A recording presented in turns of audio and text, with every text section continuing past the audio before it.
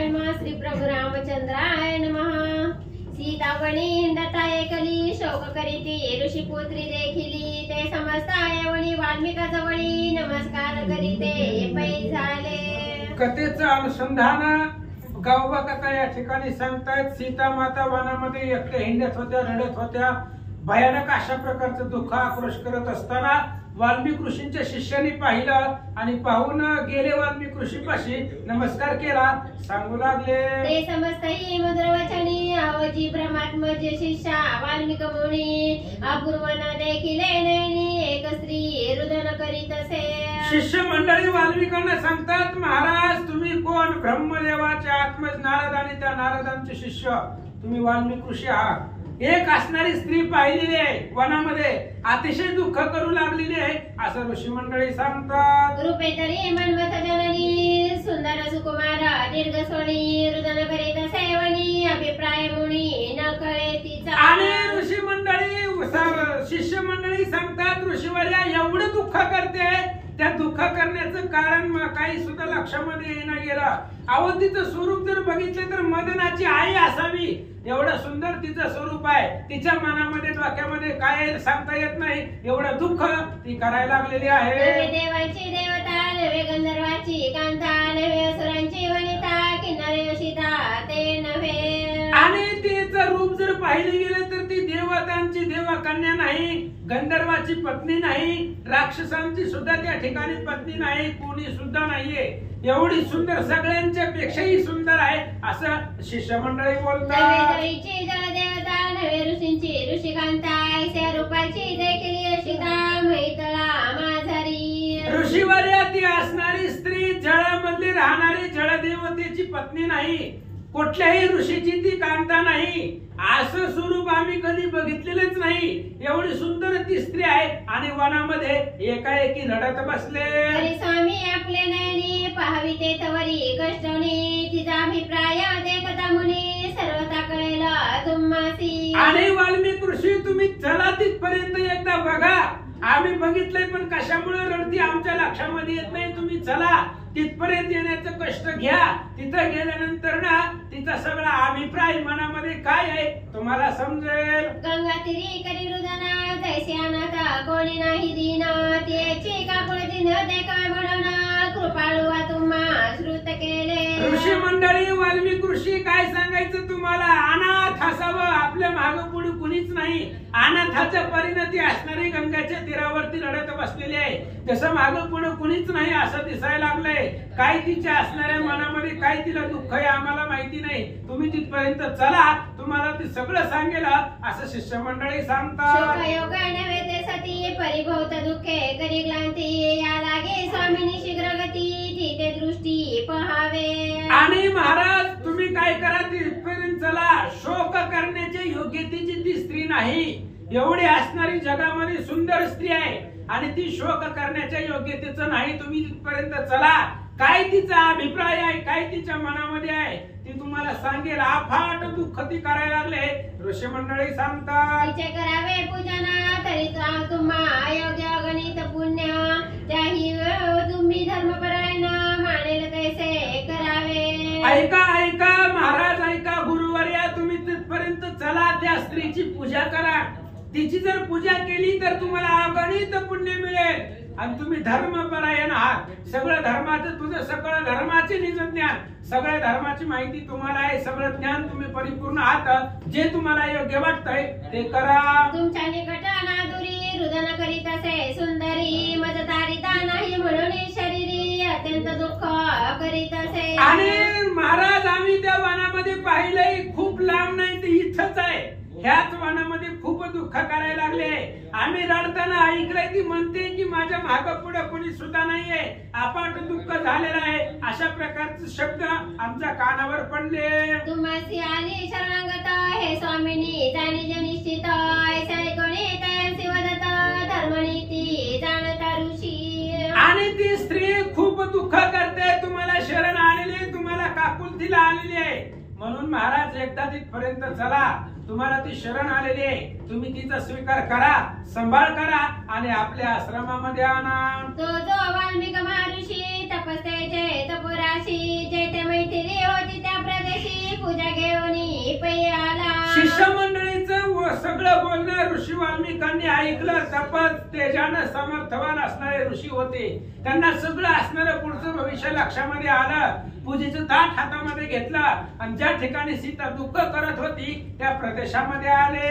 सवे ऋषी शिष्य परिवारित घेऊन वाल्मिक धावत, जेथे जानकी होती तेथ शिष्य सहित अपय्य आला. अनेक शिष्य समुदाय सोबतीला घेतलेला आहे. पूजेचं साहित्य बरोबरीला घेतलेलं आहे. आणि ज्या ठिकाणी ज्या प्रदेशामध्ये सीता दुःख करत होती त्या ठिकाणी ऋषी मंडळी आले. देखील सीता तत्क्षणी म्हणे योग होय हे राघव पत्नी, कैसी जानकी देखील नेली ते सावधान अवधारा. आणि वाल्मिक ऋषींनी सीतेला पाहिल्या बरोबर ऋषींनी ओळखलं की रामचंद्राचीच पत्नी आहे. कारण जगामध्ये एवढं सुंदर कोणीच नाही, त्या भगवंताची पत्नी आहे. वाल्मिक ऋषींनी ओळखलं. त्यांना कशी दिसली ऐका. जैसी वनव्याने आळली वल्ली, की जीवने विना धान्य करपली, की जळा वेगळी मासोळी, तैसी तळमळी पैसिता.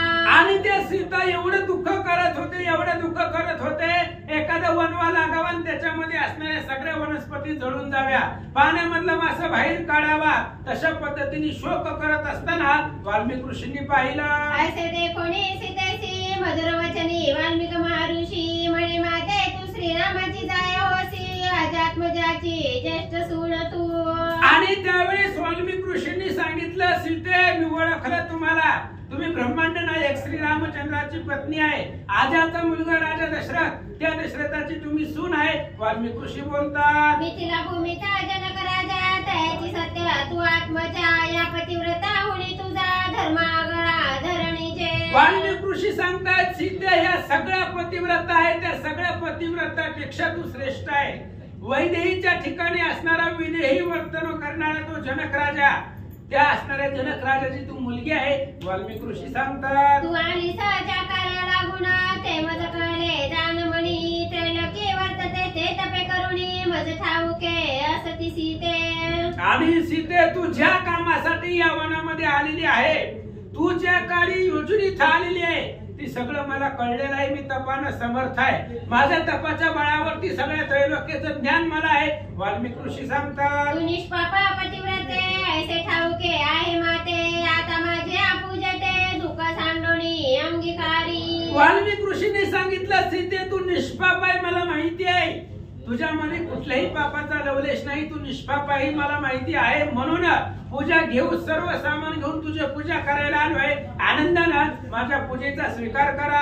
जैसे आपुले गृही वससी तैसेची राहे माझ्या आश्रम सन्निधीसी, मग पूजनीया ऋषी स्वाश्रमासी सीता नेली. वाल्मिक ऋषींनी सांगितलं सीते जसं तू अयोध्येच्या ठिकाणी रामाच्या घरी आनंदाने राहत होती, आपलं घर समजून तसंच माझ्या असणाऱ्या या आश्रमामध्ये आनंदाने राहा. जसं आपल्या घरी राहते तसं इथं राहा. इथं तुला कशाचीही कमी पडणार नाही. म्हणून सीतेची पूजा ऋषी मंडळी करतात. भगतो वाल्मिक महामुनी त्या सवे सीता देखोनी, ऋषी पत्नी आणि तपस्विनी सामोरे त्या पै झाल्या.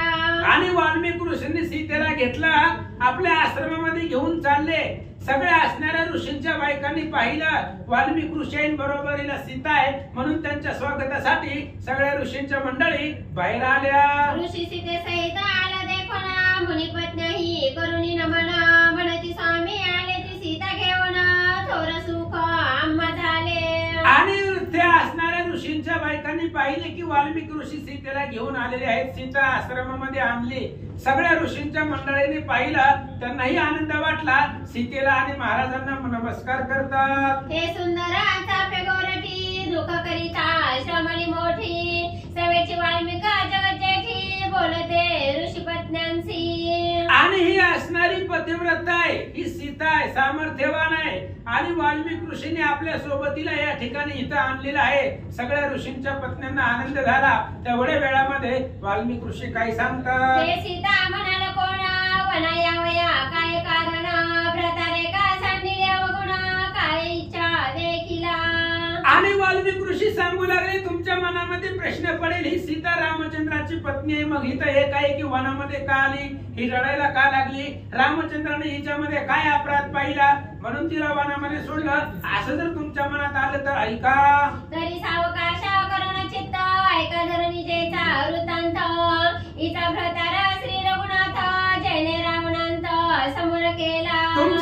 मनामध्ये जे प्रश्न निर्माण झाले असतील त्या सगळ्या प्रश्नाचे उत्तर देतो लक्षपूर्वक ऐका.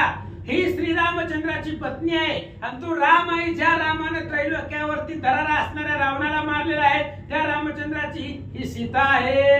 हे राया दशरथाची सोना, जनक विदेहाचे कन्या रत्न, निष्पाप पतिव्रता दाना, काही कार्य लक्षण म्हणाली. वाल्मिक ऋषी सांगू लागले ही राजा दशरथाची सून आहे, विदेही जनक राजाची मुलगी आहे आणि रामचंद्राची पत्नी आहे. काहीतरी मनामध्ये कार्य यांचे आहे आणि ती कार्य डोक्यामध्ये योजून सीता यवनामध्ये आले. वाल्मिक ऋषी सांगतात ते कोण कार्य म्हणाल चित्ती, तरी मी सांगतो तुम्हा प्रती, पुढील भविष्य जाणून सत्यार्थी करावया हे आली. आणि तुम्ही जर विचारले ही कोणतं कार्य करण्यासाठी इथं आलेली आहे तर तुम्हाला सांगतो भविष्य, पुढे होणारं जे भविष्य आहे ती भविष्य सत्य करण्यासाठी सीता यवनामध्ये आले. वाल्मिक ऋषी सांगतात इच्छेने माझे वचन सत्य, इच्छेने माझे तपस फळिता, इने माझा करुणे अनुग्रह येता, वनवासासी पै आली. आणि सीता ही पुढचं भविष्य जाणून इथं आलेली आहे आणि या सीतेच्या पुढच्या आलेल्यामुळे माझं असणारं वचन सत्य होणार आहे. हिच्या वागण्यामुळे माझं भविष्य मी जी लिहिलेलं आहे ती खरं ठरणार आहे आणि माझ्या शब्दाला खरेपणा आणण्यासाठी सीता वनवासामध्ये आले.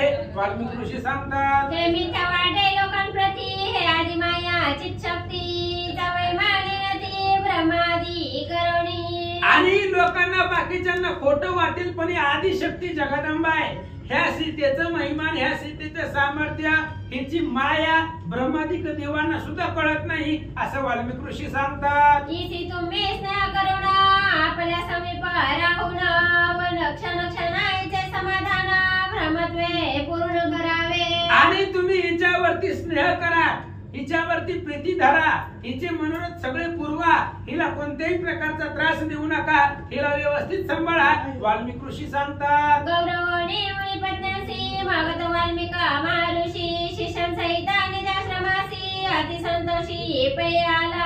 आणि सगळ्या मुनी जे काही स्त्रिया होत्या ऋषी मंडळीच्या त्या सगळ्यांचा गौरव वाल्मिक ऋषींनी केला.